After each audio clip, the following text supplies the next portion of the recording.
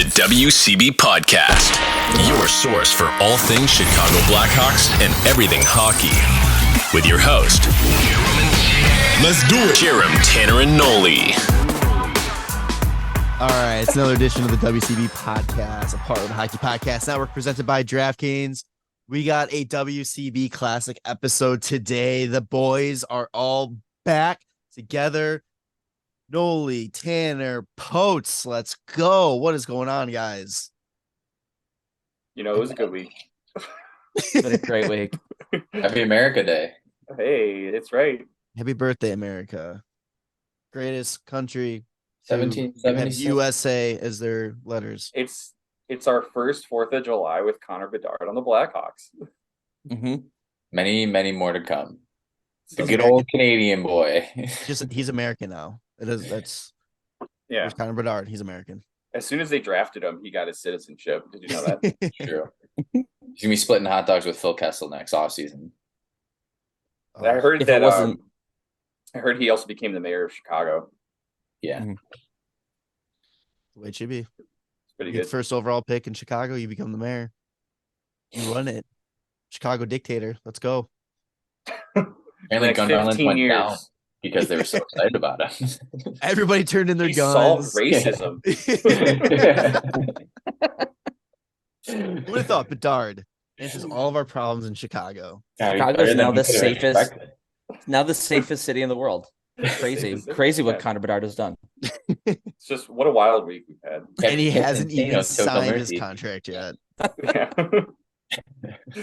But yeah, I guess we could get right into it. The biggest news was the draft happened, and It became official. the worst kept secret in the world became confirmed. Connor Bedard, Chicago Blackhawk, first overall, gave him his jersey with his number.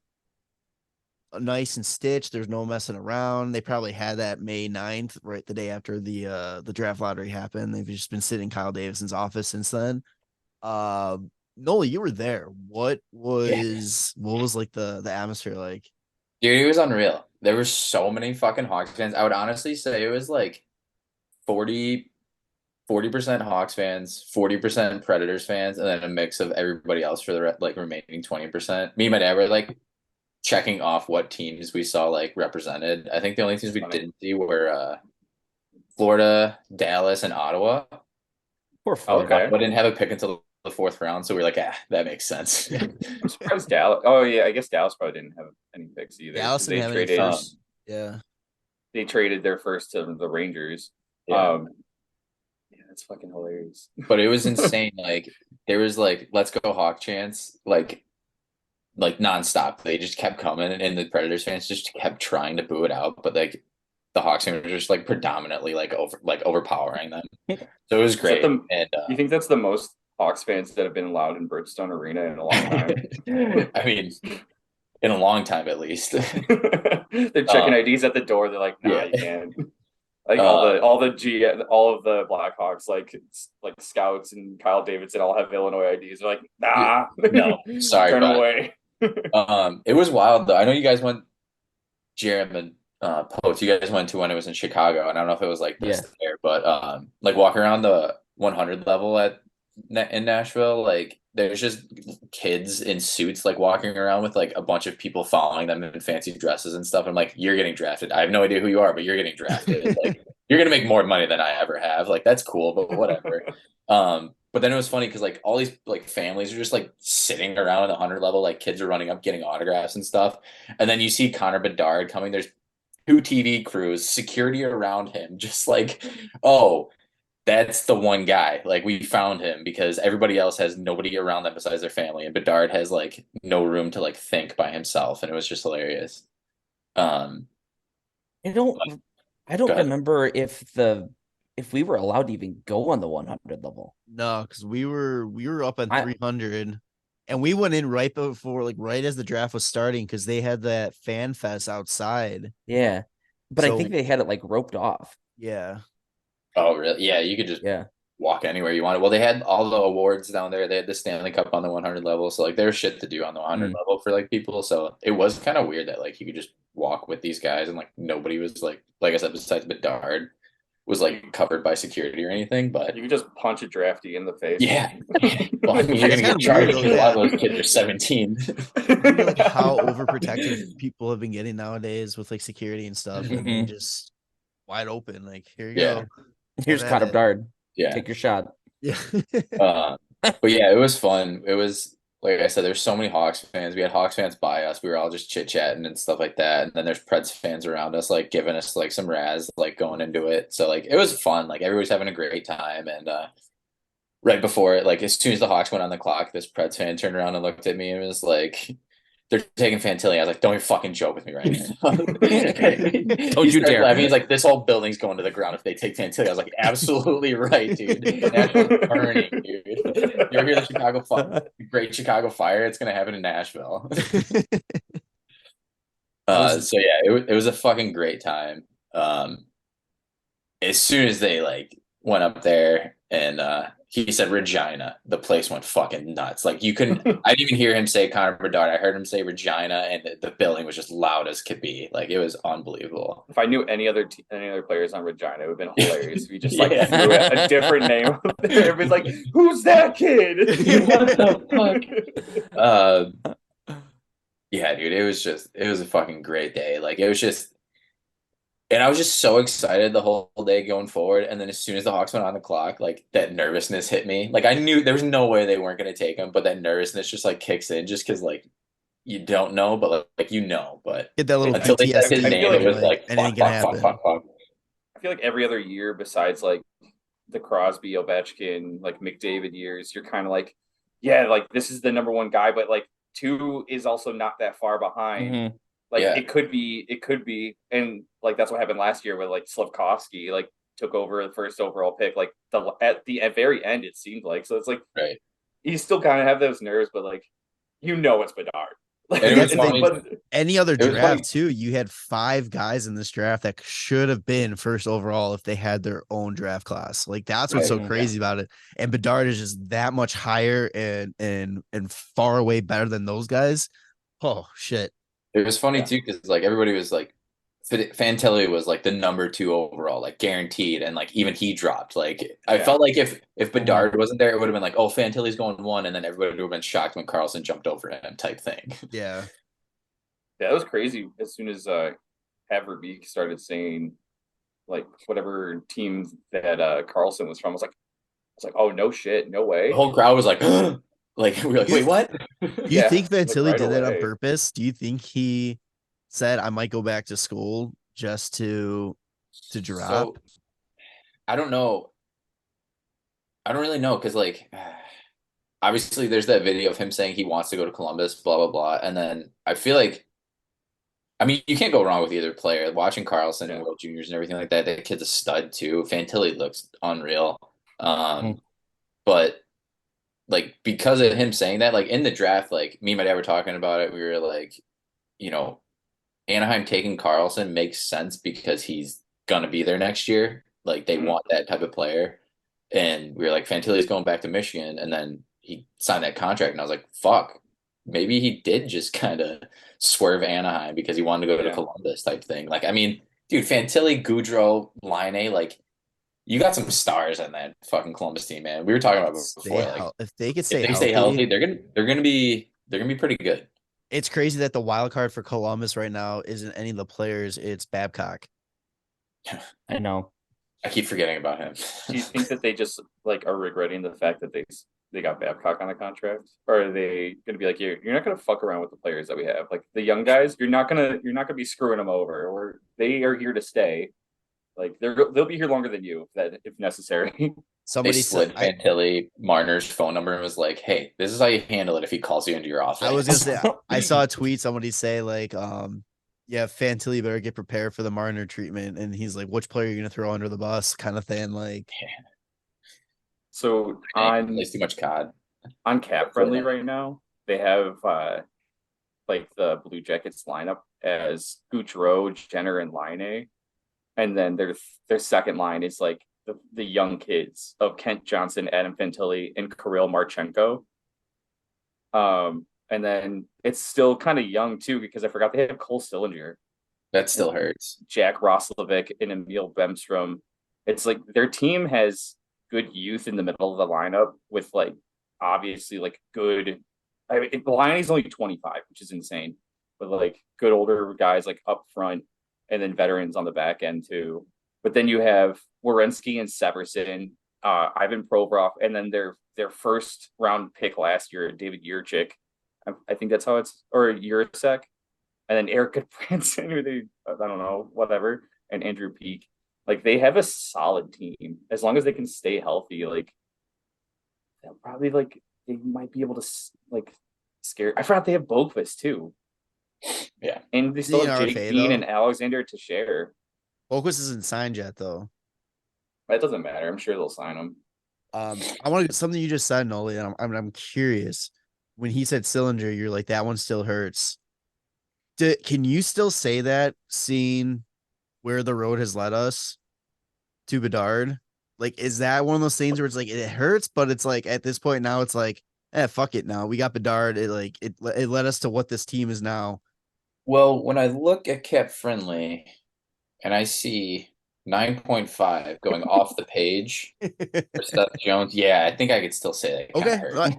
I was genuinely curious because it sucks. The Seth Jones, Seth Jones contract sucks, but it's like without that trade, do we end up in the position we are right now? You know, it's like it's one of those things. It's like, does it have like you can never really get an answer for that, but it's like I think it hurts a little bit less. Without that contract, how do we reach the cap floor?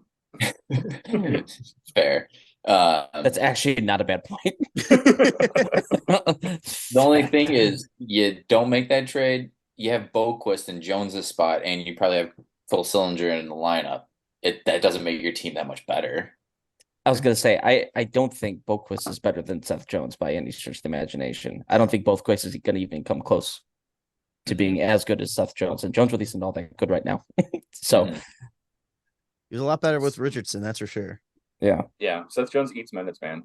Like he's just fucking out there. He's got to eat something. If I'm Willie Nylander, though, I'm looking at that 9.5 for Seth Jones and being like, now I'm worth 10. Now I'm definitely worth 10. I mean, yeah, Willie Nylander is like putting up. Did he have just as many goals as Matthews last year? Yeah, they tied with 40. And then he was like up there in points. Like I was looking at that team and just being like, wow. The disrespect that Nylander gets, and Tanner just froze.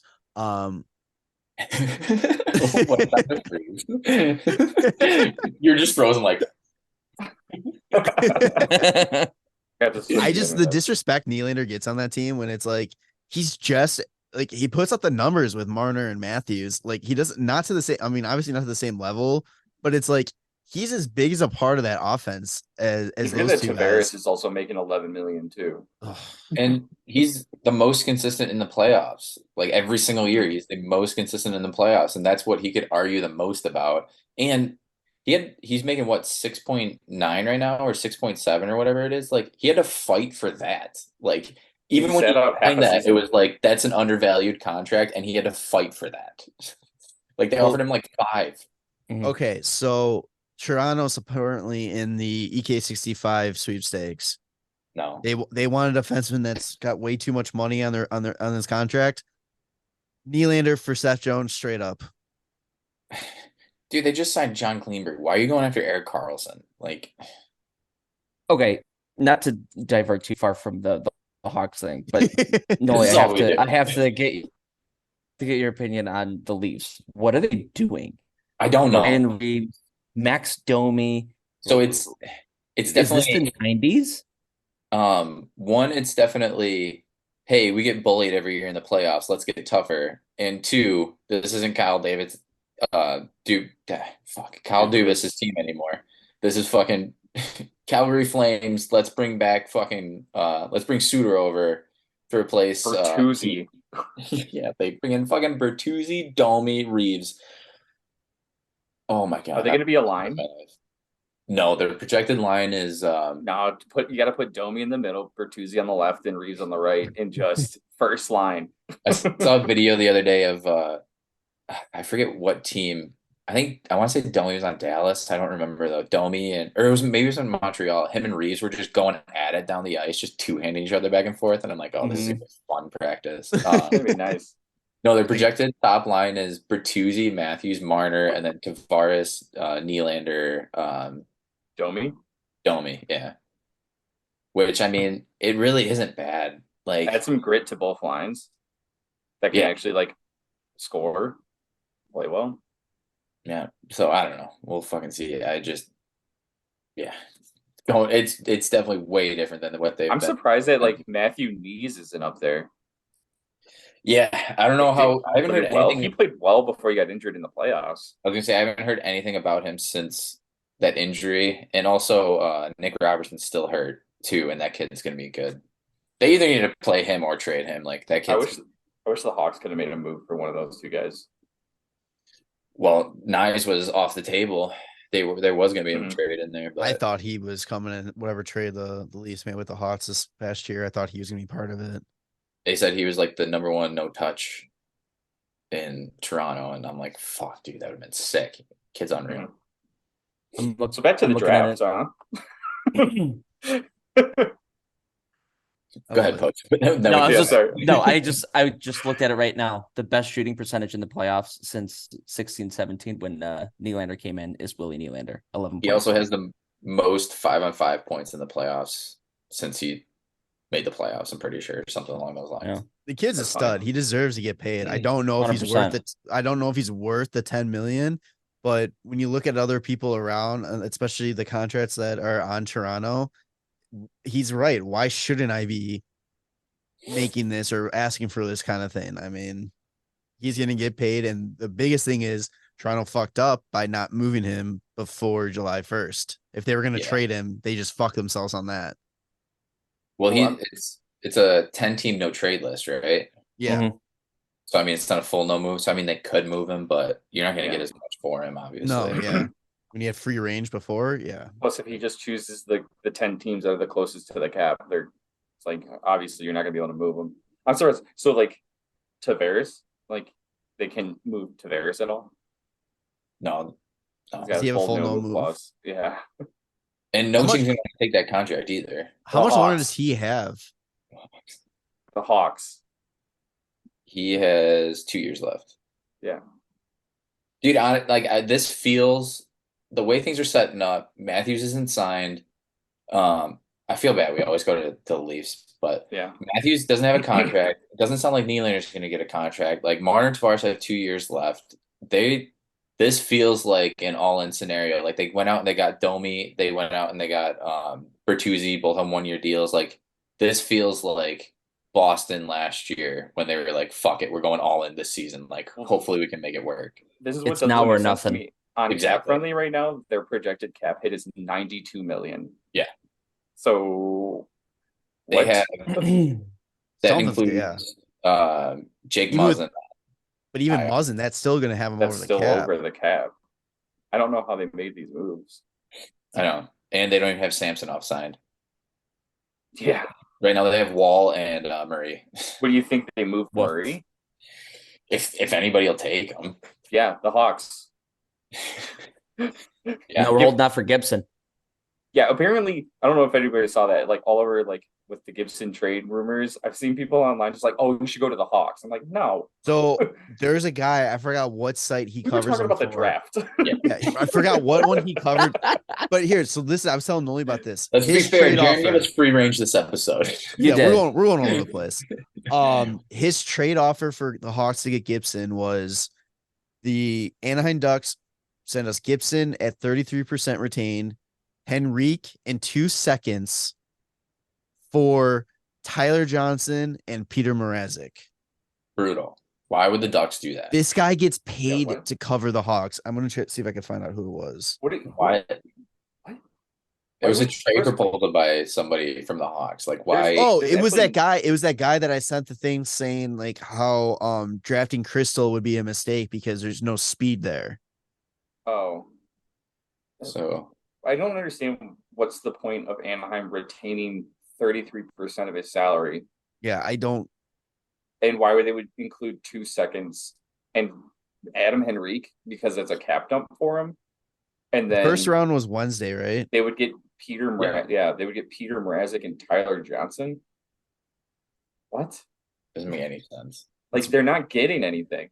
They're just giving away like their biggest asset. John Gibson is signed for the next 4 years at 6.4. That's a fantastic deal for John Gibson. And he's I don't understand why Buffalo isn't all over that. Yes, Buffalo, honestly Detroit.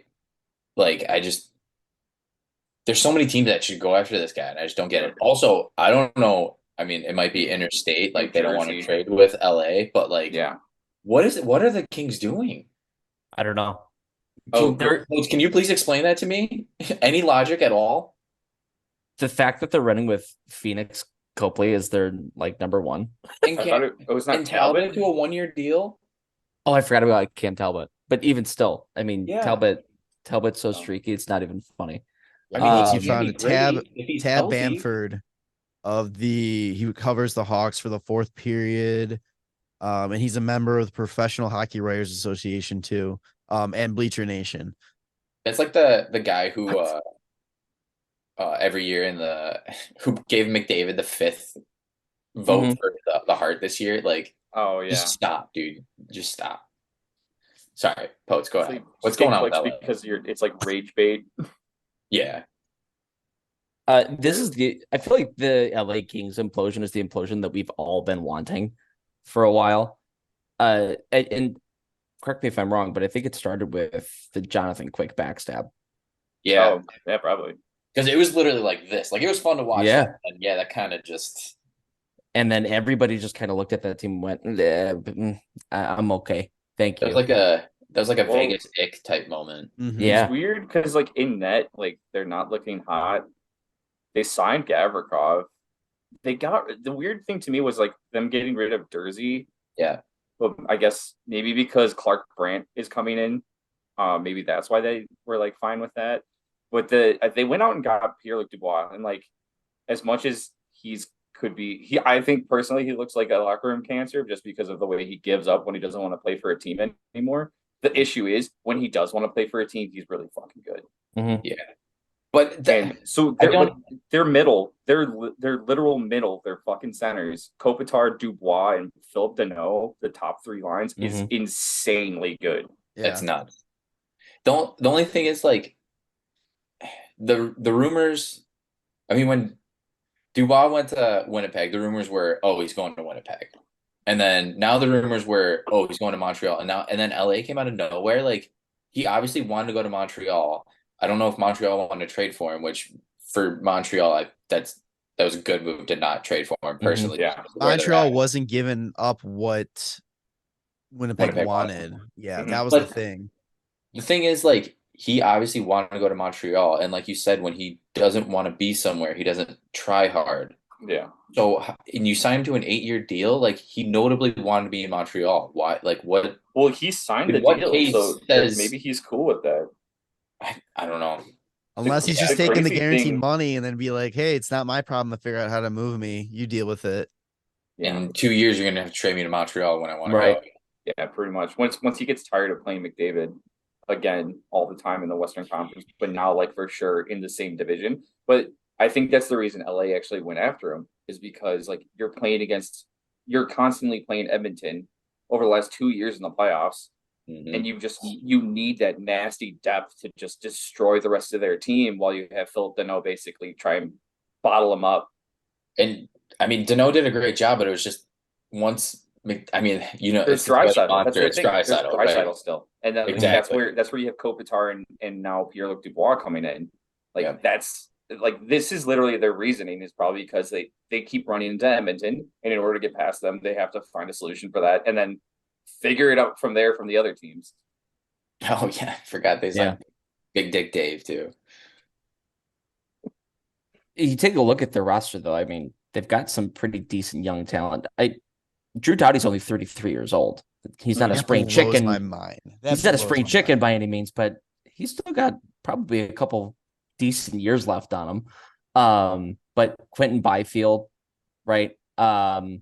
fucking And Kaliev. Byfield coming up. Yeah, that's Right. another big one too. Adrian Kempe has been a total beast. He's and been a then stud. Turcotte, was- Maltsev, those guys are going to Well, become. Turcotte's had like so- injury issues, hasn't he?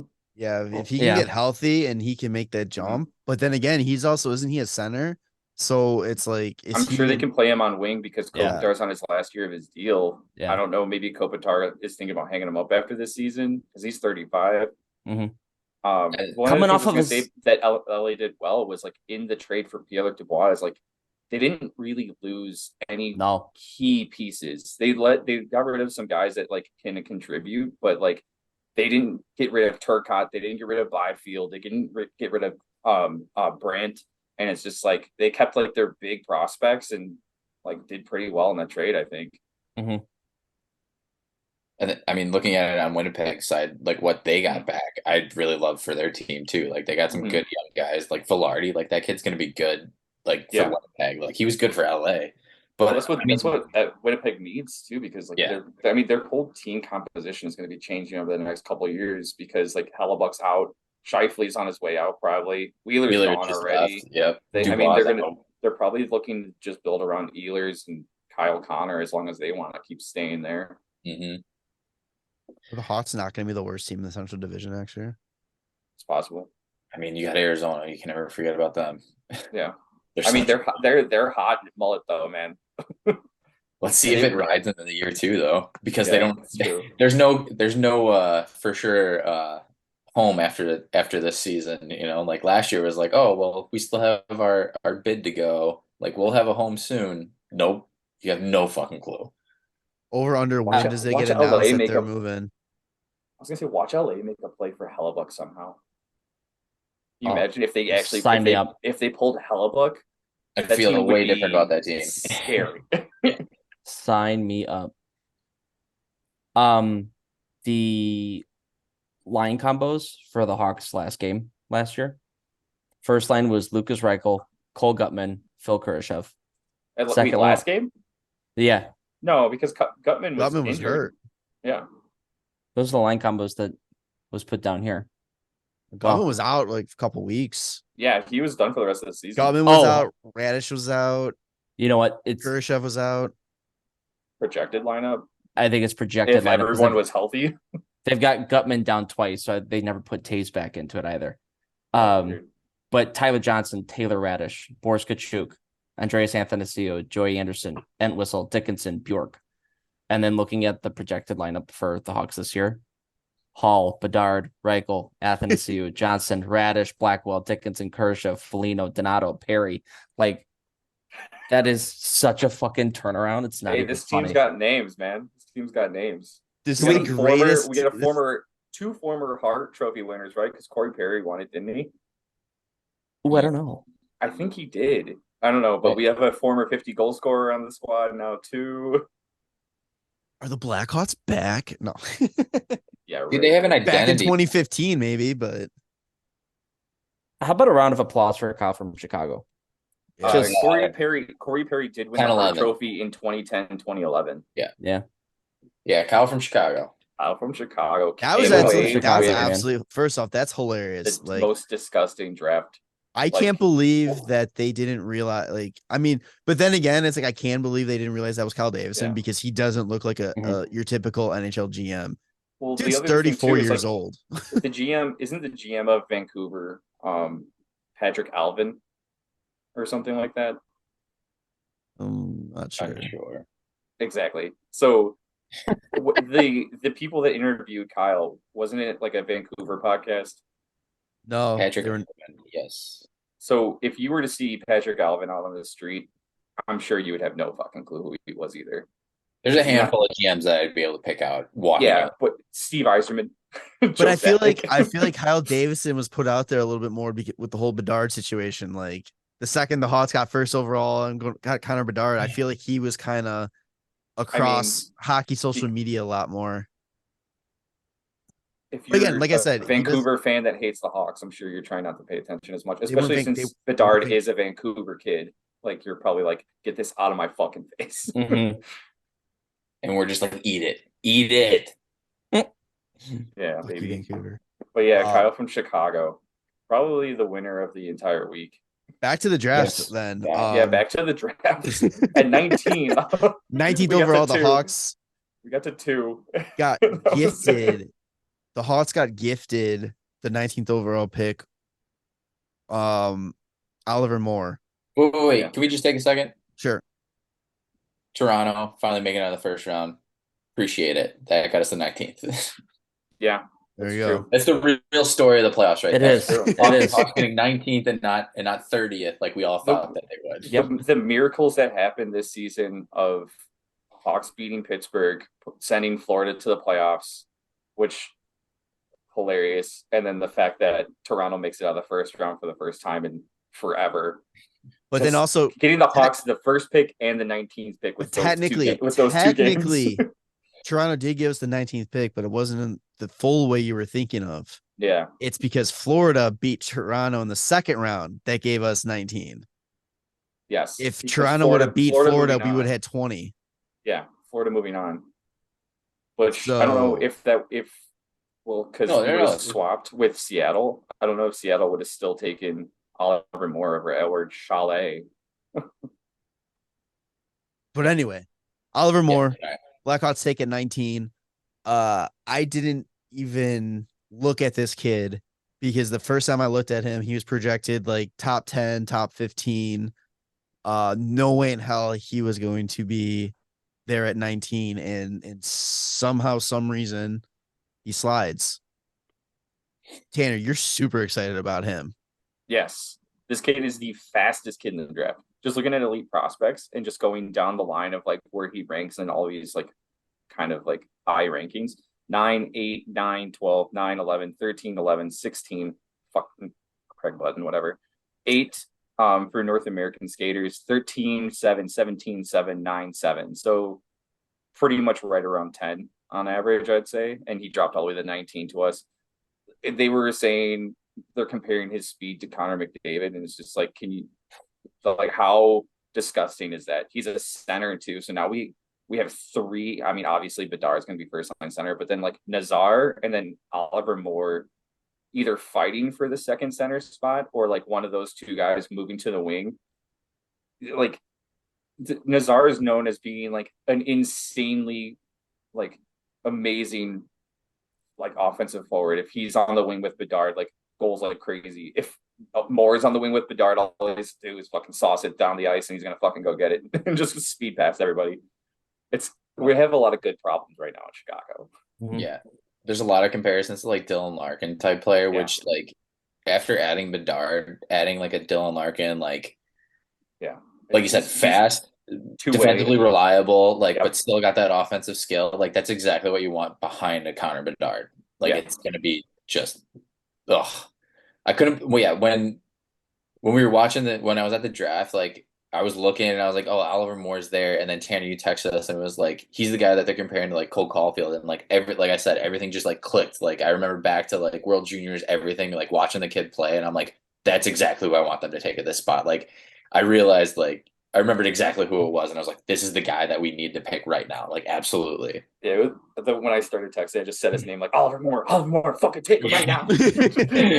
And then it was all like, bang, yes.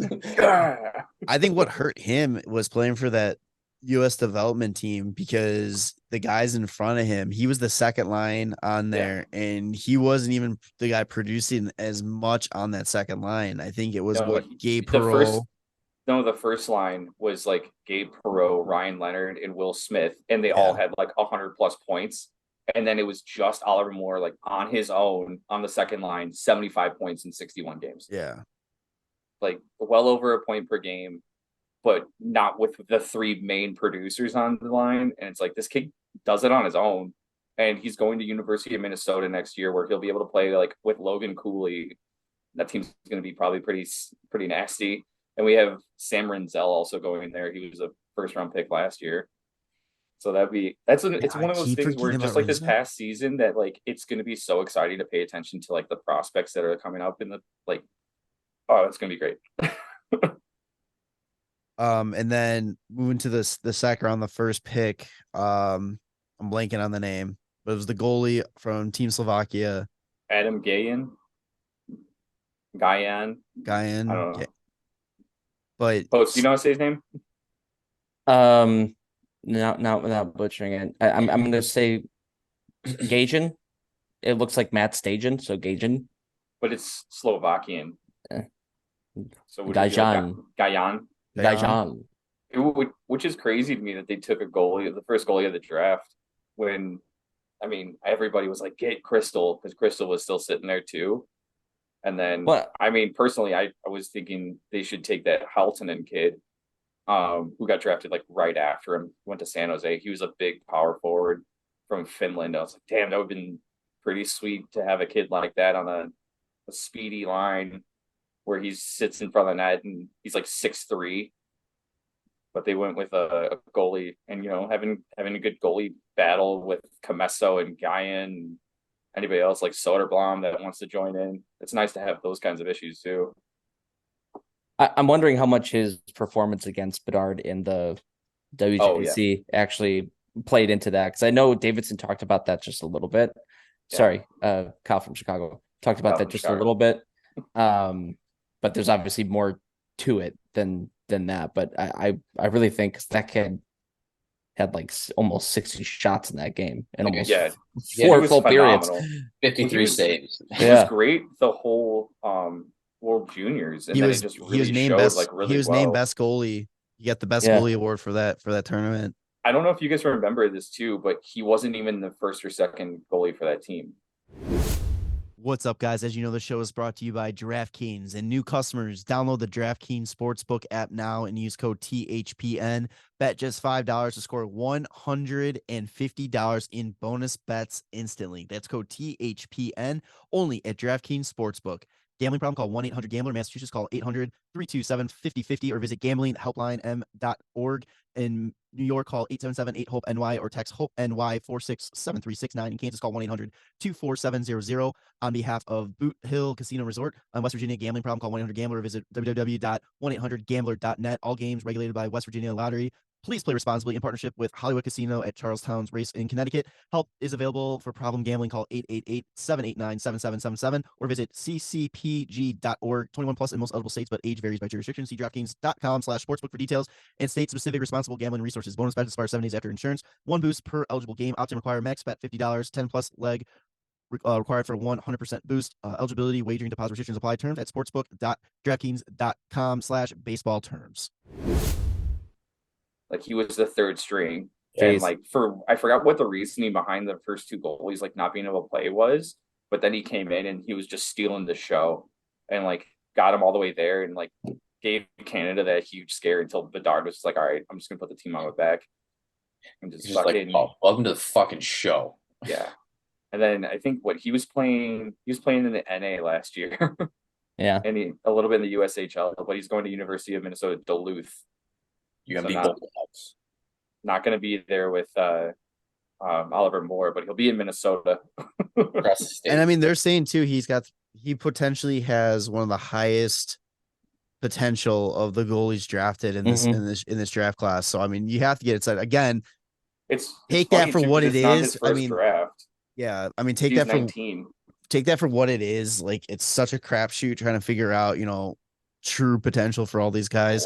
Like, seriously, I think every single defenseman picked in the first round, Kevin Weeks was like, oh man, this is the best defenseman in the draft. This is the best defenseman. And then I'm just like, how many fucking best defensemen are like in this draft right now? Like, so it's like, this is the best defenseman in his own zone in the draft. This is the best defenseman in transition in the draft. in the behind his own goal line. In the left face-off circle in the second period in the 5-minute span. Like, Jesus. You gotta kind of remember too, like the last like two drafts, and I feel like into this one too, like Tanner, you said like this isn't his first draft like run through, and I feel like there was a couple guys this year that were 19, like it's not their first draft. COVID really messed up a lot of kids. Yeah. Growth and like just the ability to be scouted. Yeah, and like just they didn't get to play for a year. Like there's a lot of guys that are like they're like they kind of fell back in their development. That's the word I'm looking for. Like their development dropped a bit just because they missed a whole fucking year. So like it's gonna be interesting going forward. Like like I said, in like the last 2 or 3 drafts and this one, like how these kids end up, how many kids that ended up in later rounds end up being big name guys because they didn't either get scouted because they were in Europe very well, or like their development was way behind what they were expecting, and they ended up turning it up after a year. Like it's gonna be interesting going forward. Well, that's like the player that the Hawks got. I forgot what round it was, but Nick Lardis. Fourth round or third round, I think. He's 67th overall. I'm looking at him right now. Yeah. And he slipped down a lot, and people were shocked that he went as far down as he did, because his scoring potential and his scoring ability is just off the charts. And I think that's a perfect example. It's like, yeah, he's got all this potential, but it's like, how much do these teams know about him? I mean, that could just be one of those things that works in the Hawks' favor for him dropping. I loved like during the broadcast when the Hawks took Nick Lardis, like everybody's like, he was still available. And like we were all listening to like different like ways of watching the draft, and like every one of us texted at the same time. The analysts are freaking out right now. They can't believe they're available.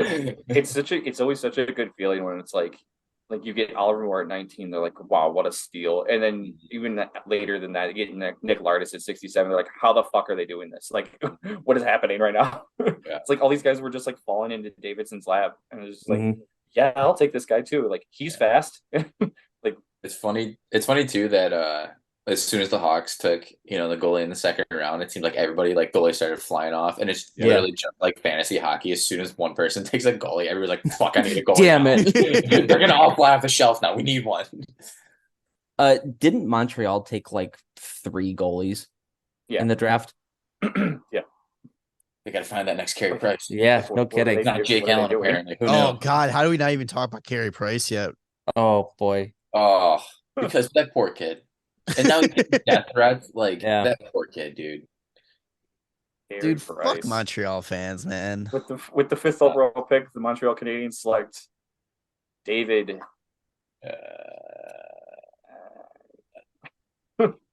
David Reinbach. Yeah, jeez. And I don't know who that was with him. Was like, I don't know who was with him. That would be if we were like, Jarom, you go announce this player. Oh, I would at least have an attempt. But I like how the one guy was like, "Oh no, we planned it like this," and they whispers into the guy's into his ear.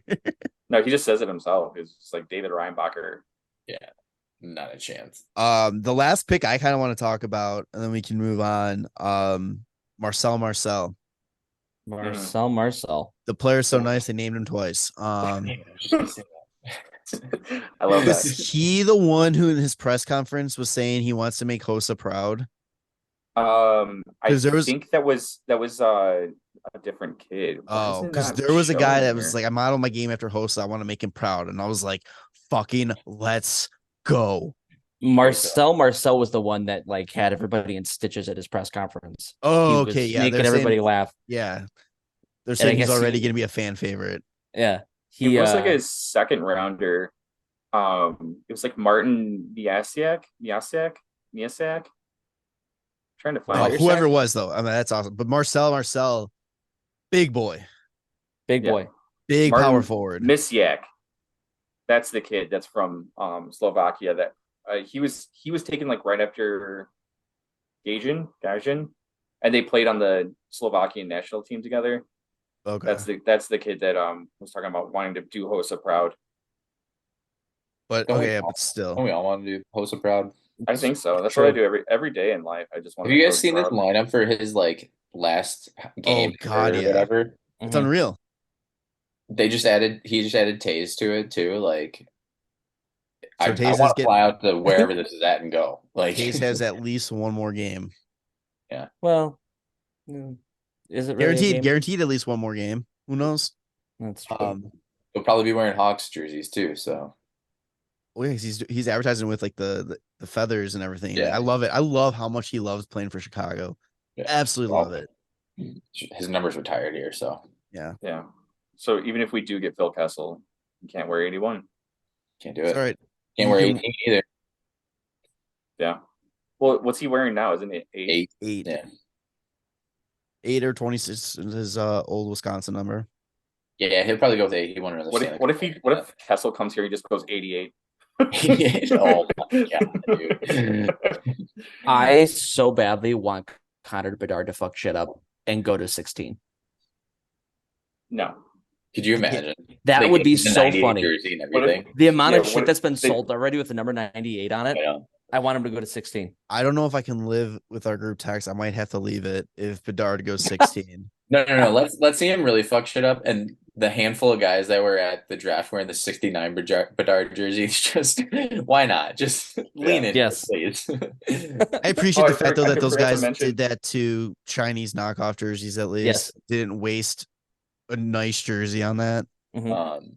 That to was so mention that- funny though. You that- guys that fun you sent fact. that link, and I was like, I literally just walked past all of those guys. Oh yeah.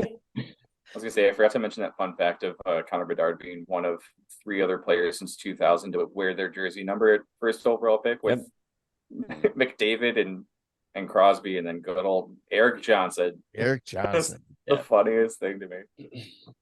And then Thank also God, Slavkovsky just wore 1 last year.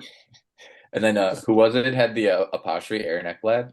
Aaron Ekblad had apostrophe 1-4 on his jersey. It's just like, yeah, we know what. Yeah, Yeah, we got it. 2014. They've been doing this every year where it's just the year number. Like, we didn't think he was going to wear actual number 14. Thanks for the apostrophe, though. What grade would you give Kyle from Chicago on this draft? Interviews and drafting style A+. Yeah, Yeah, big time.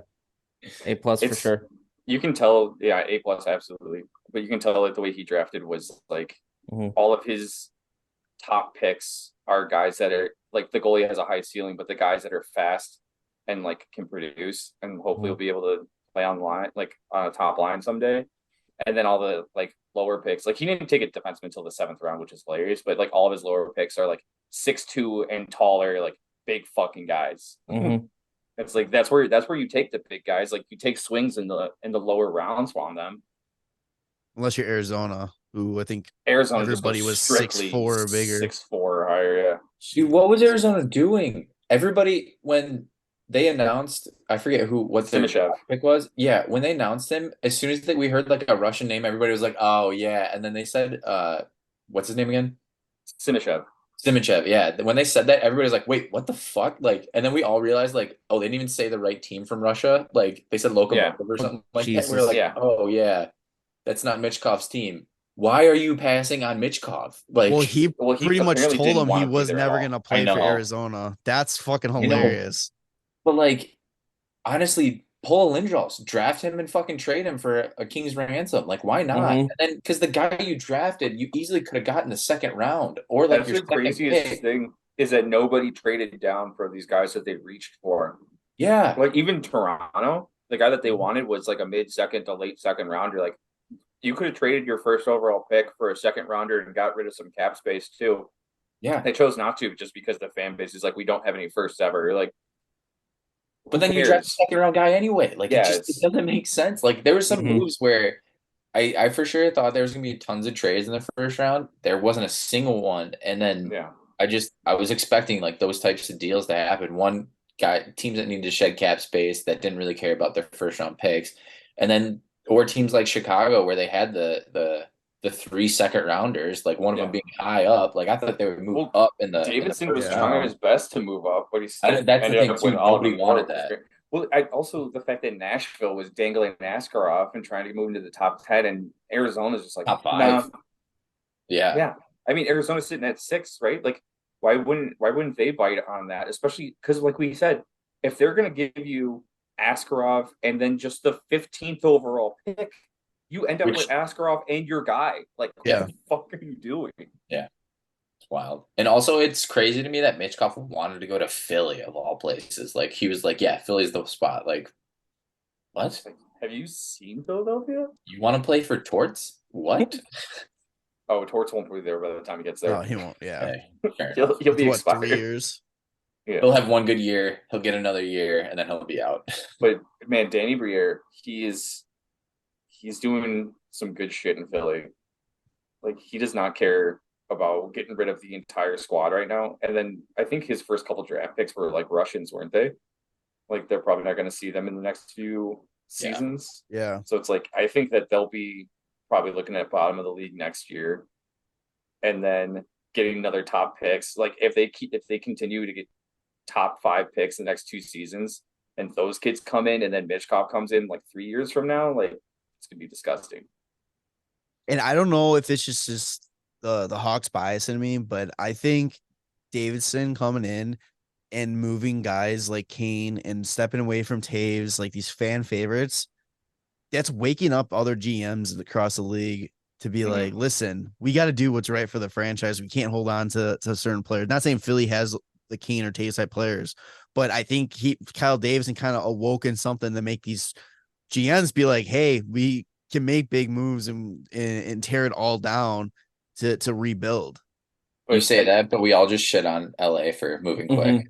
Yeah. Well, the thing is too, like I think it's tougher when you're the GM that has built those teams and you have like those years long of rapport with those players. Like for somebody like Davidson to come in and he's like, hey, like this is my show now. Like we're gonna do what's gonna be best for the organization going forward because I'm gonna be here and like you'll probably not be here in 5 years. So like we have to move forward. Yeah. The difference is too, like LA traded quick to fucking Columbus, where like like Davidson was like, Kane, where do you want to go? And he was like, the Rangers. Like, all right, I'll make it work. And then he was like, Taze, I don't think we're gonna re-sign you or anything like that. And Taze is like, all right, I get my farewell tour like the last like week or two of the season type thing. So it was like, and fucking LA told him on the fucking plane. Like that was just how handled so shitty. Yeah. It's funny to me that he ends up with another cup anyway, though. I know. Even before it got to that point, though, with Kane and Taves, like he even pulled them aside the summer previous and was like, hey, here's what's going on. If you want to be in, you got to be all in. But if not, just let me know where you want to go. That there's a respectful way to do that. And unless Quick was like, send me to Columbus. And then surely didn't sound right to Vegas. Well, like Columbus is the link to another Stanley Cup. That's what happened with Philly players. Like, true. You go to Columbus first, you make your way to LA, you win a cup. There's some sort of LA Columbus combination, you're getting a cup. Yeah. That is fair. A couple trades happened for the Hawks during the draft. Before the draft even started, the Hawks traded the good old future considerations to the New York that guy's all over the board. Yeah. To the New York Islanders for Josh Bailey and a 2026 second round pick. Yep. We kind of got a little excited seeing Bailey in the lineup. We were kind of projecting a little bit where he would play. And then literally like 2 rounds later, it was announced that the Hawks are going to be buying him out. Thank you for good guy, Kyle. Good guy, Kyle. I mean, it sounds like good guy, Lou, which is something you don't always hear. Yeah. Lou doing right by Josh and put him in a situation so that he could get bought off and then be able to sign.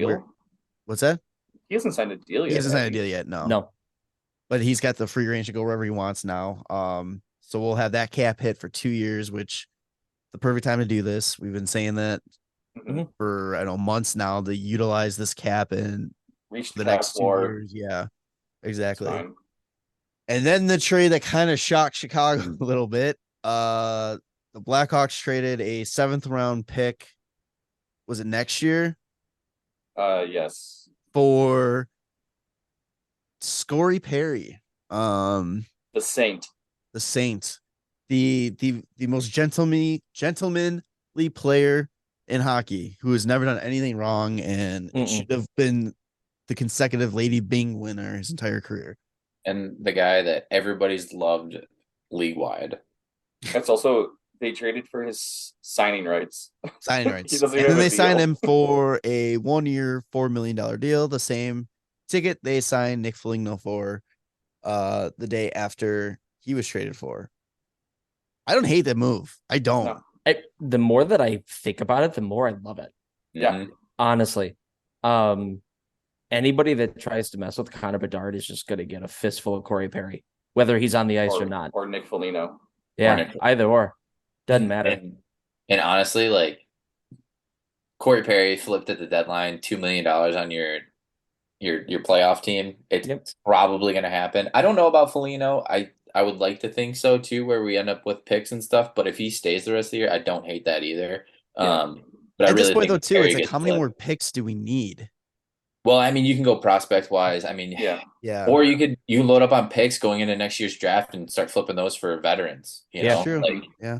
because we're starting to get to that point where, like you said, we don't need more picks. We start to need bodies, and I mean, we've got 4 first rounders the next 2 years still. Like, God, we are so And we fucking have sad. no contract obligations other than Seth Jones. stop talking about it. It's like right now, our forward, And hopefully like, Connor Bedard. the 3 forwards we currently have signed for next year are Taylor Hall, Athanasiou, and Ryan Donato. Yeah. That's it. And then Seth Jones and Connor Murphy. We have 4 guys signed after the season. correct.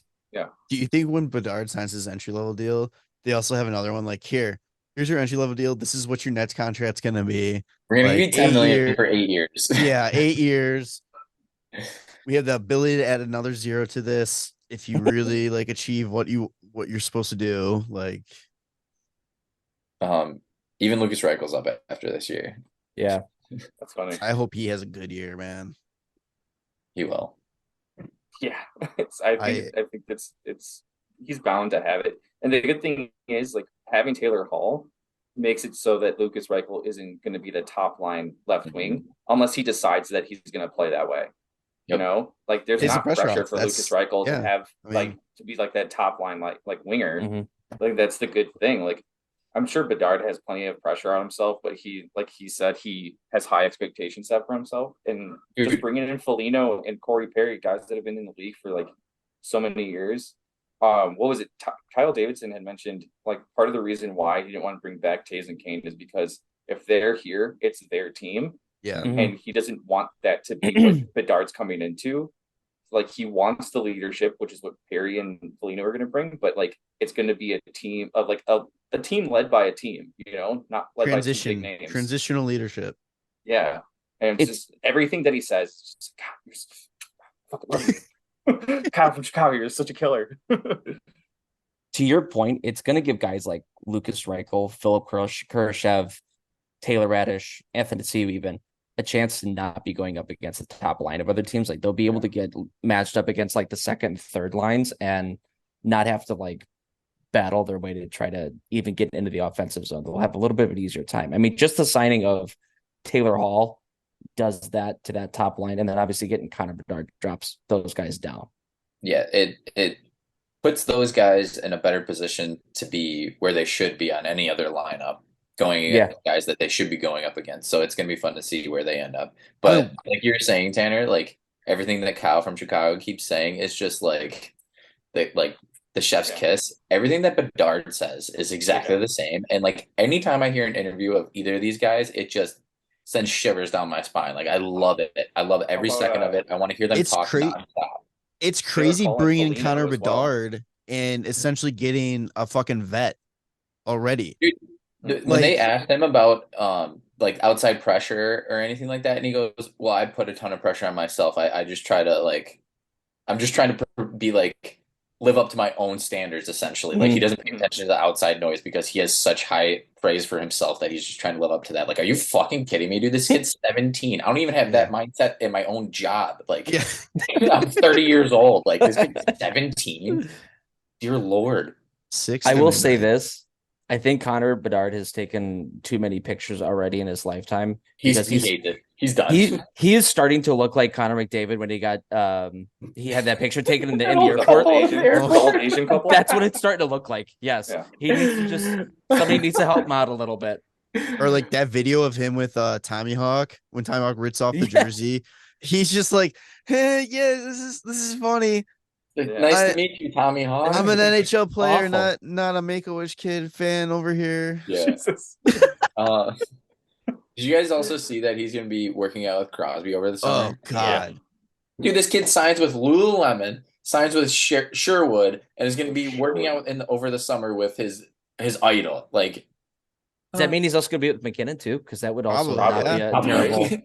I think that's a dual package. Like, it's you Mhm. can't get one without the other. Just a handful of first overall picks, just hanging out together, yeah. working out. You're going to see I don't even I don't You're even gonna think see a video McKinnon's invited. I shortly. think he just shows up wherever Crosby is, and he's like that kid that one kid in the neighborhood who like always wants to play, but nobody really truly invites him over. He's McKinnon standing just sits outside in the gate with his background. towel waiting to jump in the pool with everybody. You're gonna see Bedard in a Tim Hortons commercial handing out Timbits in the drive-thru Oh yeah. with Crosby and McKinnon soon. I fucking love it. I was gonna say, going back to like the guys all saying like the right things, like even Foligno just like saying about what was it? What was the quote where like going from a team that set records in Boston Yeah, to a team like Chicago? He's like, well, we won the same amount of playoff series, so it's not gonna be that much different. Yep. yeah, Yeah, And dude. I only played 7 Yep. more games than Chicago did. Oh, it's so great. Just It was- shit on the Bruins on your way out, and just yeah. love every second of Chicago. Just give me all Foligno right now. I just love how that. about the My kids have Bruins, already too? asked about Bedard 1,000 times. The Bruins shedding cap by just getting rid of Foligno or tossing Foligno in that. I'm sure with the way that Davidson worked that trade and where his mindset's at now, he probably was like, yeah, let me get Foligno signing rights too, because like he's the kind of guy I want on my team. Because when we first saw the trade, I was like, why is Foligno a part of it? Like he'll just be a UFA. Like okay, like you get to talk to him beforehand. That's awesome. But dropping Taylor Hall for like nothing. I mean, Alec Regula and Ian Mitchell, it's not really nothing. Like those guys will be hopefully like some decent NHLers. But then not being able to sign Tyler Bertuzzi or Dmitry Orlov. So funny. Yeah. So Love fucking funny. Love it. And Every second of it. They lost Hathaway they too, go right? out. Didn't Hathaway go to and Boston? Hathaway. Yeah. They go out and get like JVR, Shattenkirk. and Lucic, Shattenkirk. They're gonna be so bad, and they still don't know if Bergeron's coming back Yeah, that and He's is not- Krejci no way. out too? or Krejci. Yeah, they have no Yeah. idea if either one of them is coming back. And I'm pretty sure because of their bonuses last year, that's like they have It's like on this 4 year. million cap hit or something like that this year, just on those two guys, and they're not even playing. Don't for they them. have to move one of their goalies too at this point? They're thinking about they don't have Swayman signed, but there was a lot of Yeah. discussions on whether Allmark is staying or not, which is hilarious because like he's a fucking Vezina winner. Yeah. But Swayman's like their goalie of the future. He's only 24. Oh yeah, they bought out Mike Riley too. Yeah, It's just Christ. everything's coming up Millhouse right now. Yeah, It's it's amazing. amazing. Morgan Geeky. That was one guy I was hoping the Hawks might take a shot on, is Morgan Geeky in the free agency, but like whatever. Like they I didn't also get him. love Pasta saying how like he doesn't need more money because he's already had more money than he's ever like thought he would ever have, and then he doubled his contract. It was like, oh, fuck it, we're gonna suck. I'm getting paid, dude. Yeah, dude. Oh man. Boston's not going to see the same magic that they had last year. All right, they so are. we're running a little long here. Anything you want to point out for free agency that you want to touch on real quick? I can't keep track of who's going where. That's I what I know. want to point out. I keep seeing names with teams, and I'm like, what? That's about it.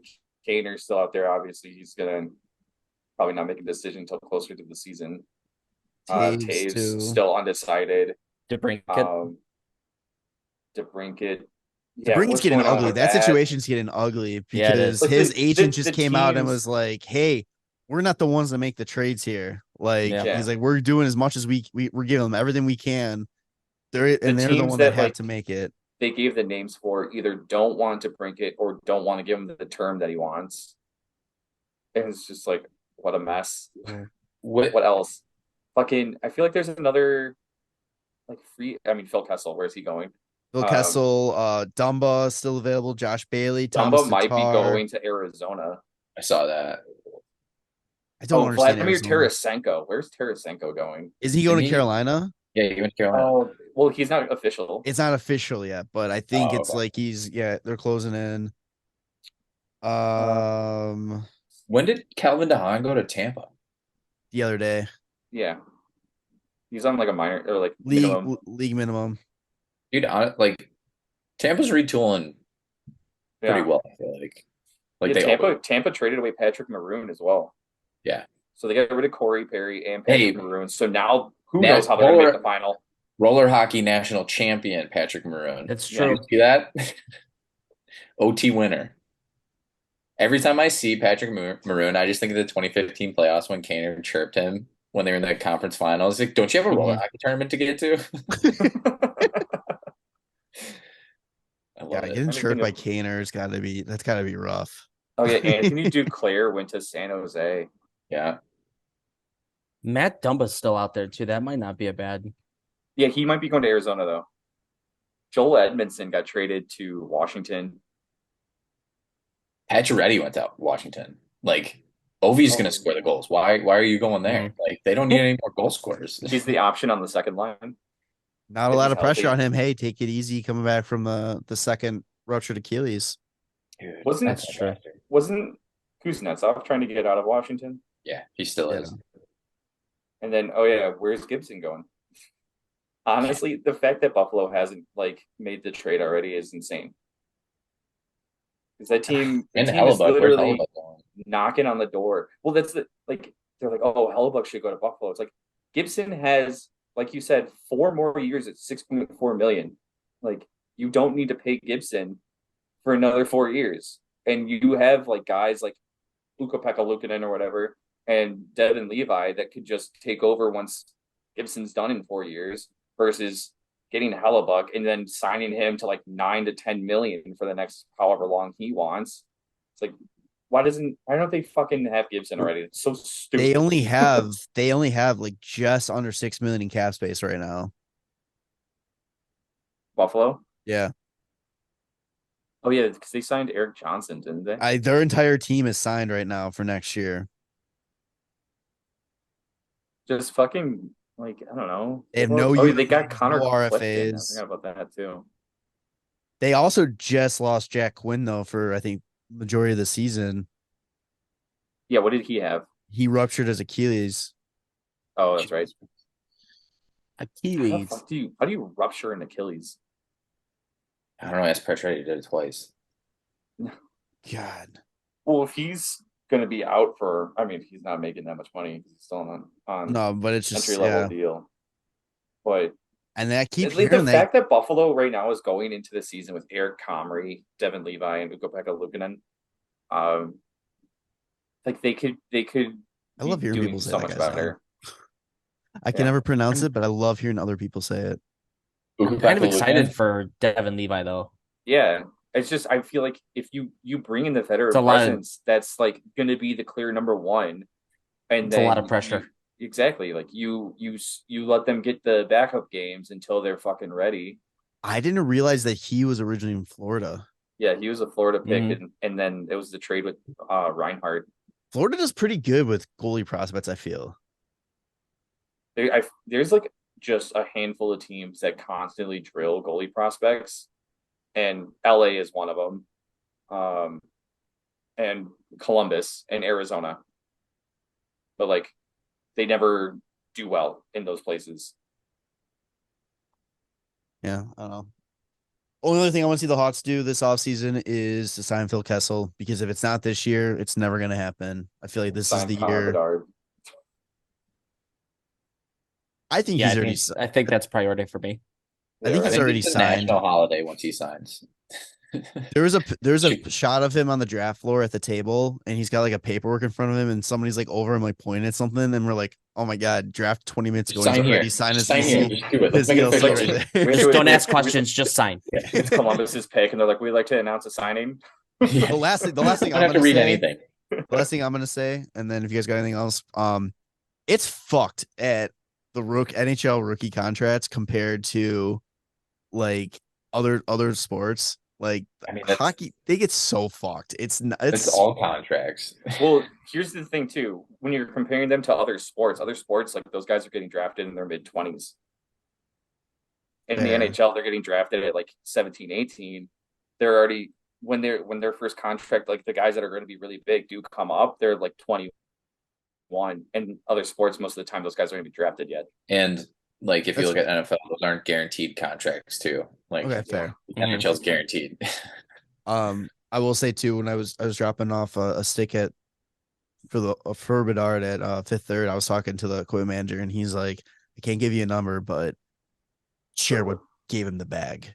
The fact that like him Sherwood the bag got Connor Bedard is huge. as fucking Mhm. enormous." Man, maybe I should get some Sherwood shit. So Bedard's probably like, "I'll take the lowest contract with you guys. Just Sherwood's got me covered." But and Lulu. Yeah, it's great. I wonder how many other like Chicago area things are going to be sponsoring him too. Oh, But he's doesn't gonna he be have? He has like Hyundai. Drive Yeah. what Bedard drives. Yeah. Hyundai Sonata. He's like this He, Korean car company. dude, he posted on his Instagram and about his suit that he got for the draft, and he hashtagged ad. I'm like, dude, this kid's all over the money right now. He's loving every second of every dollar that he's made. They probably just tell him He's like, had like just, 6 different ads since the draft. Yeah, Mhm. he's like, we'll pay you this. He's like, okay. Yeah, and then he's sure. like, all you have to do is make a post, just put hashtag ad. He's like, all right. You already sold me it. Sounds Make good. an ad. Yeah, it's fine. You even think he wrote it? Like, dude, they're just like, here, all I gotta do is copy paste. Probably Like, that's has all you somebody have to that just, do. like, Take a take a picture, picture, yeah, copy exactly. paste. It's Yeah. fucking hilarious. I love it. Dude, kid's 17. He has more contracts than any of us ever will see. It's insane. Gotta love it. God. The All right, you future guys is got bright in Chicago. anything Professional else? athletes. What a life. Exciting. Anything else from you guys? No, I'm ready for No. day one. Potential, just throwing it out there. We talked about it.